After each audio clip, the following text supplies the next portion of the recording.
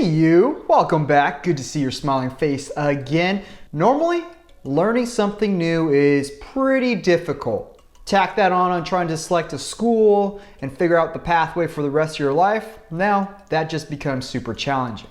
Now, most folks ooh and ah over a career's salary potential, benefits, and perks. I've been guilty of that when I was younger. But you and I both know that true happiness doesn't just come from the numbers and the amount of money that you can make in your job. Today, I'm breaking down the college degrees that have led to the highest rate of happiness and satisfaction based on data from 2018 and 2019. Now let's get into it. Slap hands, bump fists, let's go. So the data and the information that I'm using today is pulled from a site called Glassdoor. Not a sponsor.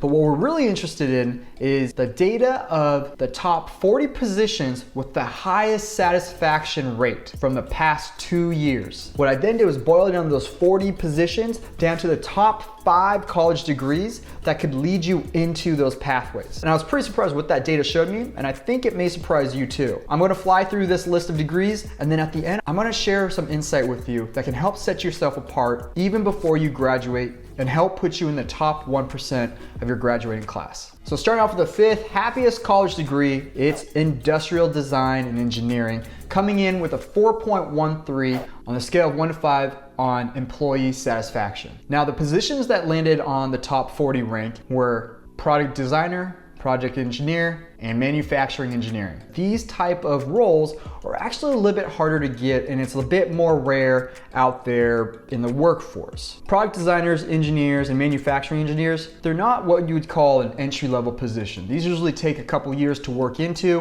and you have to build up quite a portfolio and have the education before you get recognized or accepted into those roles. Now with that said, it's definitely not impossible. It's not a hard gig if you have the right skills and you have the right experience. And if you're one of those folks who are able to break into this field and build that career trajectory, you've just entered a very unique group of individuals who have this very creative, fulfilling job that is teamed up with a relatively very high pay. Now, depending on the design and engineering program that you get into, you could find yourself applying or working for all sorts of different companies, anywhere from apparel like Nike and Columbia, or tech giants like Apple and Google. Moving into the 4th happiest college degree, we're looking at computer science and engineering. Yes, that's another STEM pathway, which stands for Science, Technology, Engineering, and Mathematics, which scored a 4.13, also on the same 1 to 5 scale. However, under this major of computer science and engineering,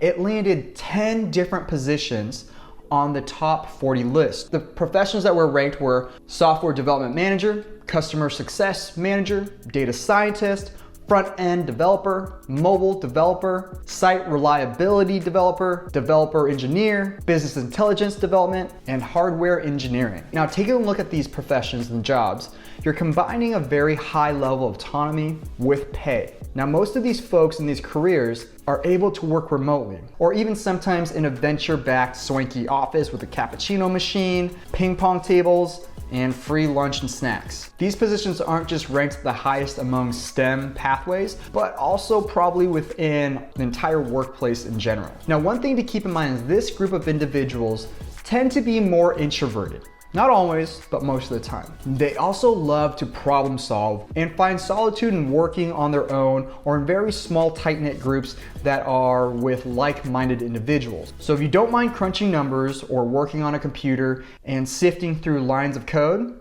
this might be a great route for you. Now, there are loads of positions available with very high starting pay. Think companies like Google, Facebook, Apple, and other tech startups. All right, moving into the 3rd happiest degree, we're moving out of the STEM field and we're getting into business. This one is specifically HR, or human resources, scoring a 4.18 on the 1 to 5 scale on satisfaction. Now, the professions that got ranked in the top 40 were recruitment manager, corporate recruiter, HR coordinator, HR manager, and HR generalist. Now, here we are, not so much on the number side of business, but on the human side. These are the type of folks that are either finding and getting the right people into the right seats in a company, or they're working with the current employee or staff to make sure that their needs are being met and that everybody's following guidelines and policies. Now, these type of positions are usually held by folks who are extroverted. Again, not always, but you're dealing with a lot of folks and you're gonna be interacting with a lot of new people or a lot of familiar faces who are also the employees of the company. So it helps to have good communication skills with this career path.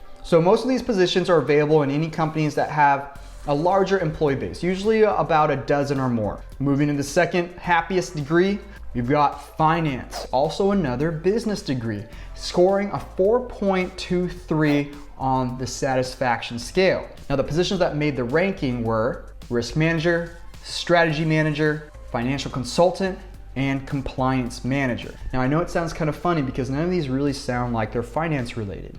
Hold on. A lot of these positions, especially in management levels, you need to understand the finance of companies and what happens when you push and pull on certain numbers. Now, just because the job position or role doesn't directly deal with the finance doesn't mean that they don't need to understand and have a deep comprehension of it. So this degree and these careers are for the folks who tend to like numbers, and more specifically numbers that deal with efficiencies and money. Again, these individuals tend to lean towards a more introverted analytical side, but not always, because the financial consultants tend to have more of a sales role and they really need to be charming, communicative, and able to close deals because a lot of times they are client facing. Overall, what I believe that this degree would really team up well with is an economics or statistics degree as well. And the reason behind that is because if you can take finance side and you also understand the analytical and number side, you can really set yourself apart from a lot of other folks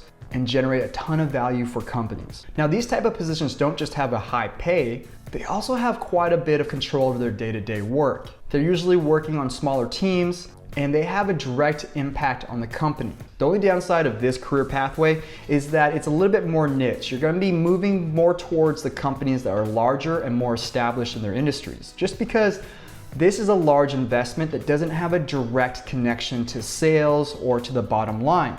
But a smaller startup or a local mom and pop type of company won't have the funds to support the salaries for these type of individuals. So if you're going down this pathway, understand that you'll be probably working for a larger company. And then the number one highest rated satisfaction career or degree in this sense, again, is business, but it's sales and marketing, coming in on a 4.24 ranking score on the rating scale.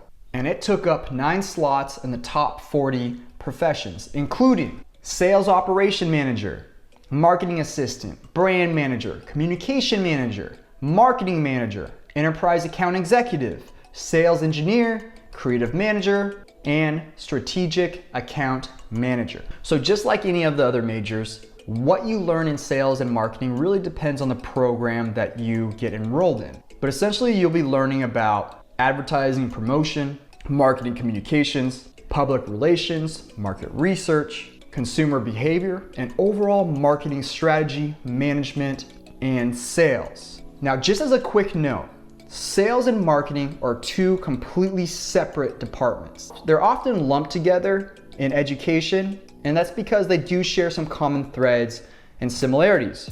In terms of management and internal goals, they couldn't be more different. So just keep that in mind when you're deciding which path you want to go down. If you want to go down the sales route or the marketing route. Now, it never hurts to understand both. The more knowledge you have, the better you can be at your profession. Now, typically in business marketing, and to a certain extent sales as well, you have a certain amount of autonomy and you're working on a project basis, which means that you'll have deadlines and goals to hit for each project by a certain time and date. These projects, though, tend to let you be a little bit more creative, working with clients, maybe even working with internally on how you can better message your company's product or brand out to the public and to potential consumers.